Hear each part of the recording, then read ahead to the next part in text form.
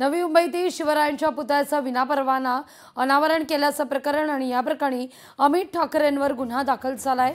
यावरून मनसेचे नेते गजानन काळे यांनी सरकारवर टीका केलेली आहे। बंदिस्त स्मारक खुलं केलं तर अमित ठाकरेंवर गुन्हा, मात्र बंदिस्त कबूतरखाना खुला करणाऱ्या जैन समाजावर अद्याप कारवाई का नाही असा सवाल काळे उपस्थित करतायत। काय ट्विट केलंय पाहूया आपण।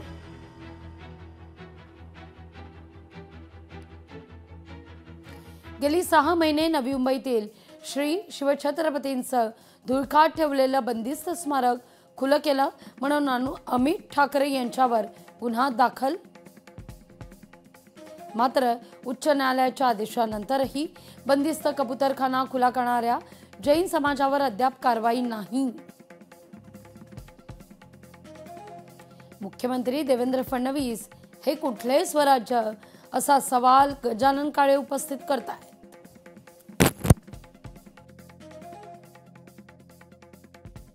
प्रेमी शिवभक्त मराठी माणसा ऐका, वाचा आणि पेटून उठा असं आवाहन करण्यात आलेलं आहे।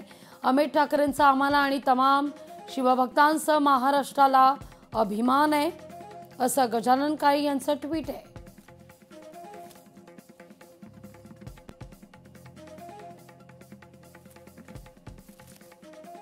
गेली 6 महिने बंदिस्त असलेलं श्री शिवछत्रपतींचं स्मारक जे अत्यंत घाणेरड्या कापडामध्ये नवी मुंबई महानगरपालिकेने बांधून ठेवलं होतं, ते शिवछत्रपतींचा सच्चा मावळा अमित ठाकरे यांनी ते काल खुलं केलं नवी मुंबईकरांसाठी।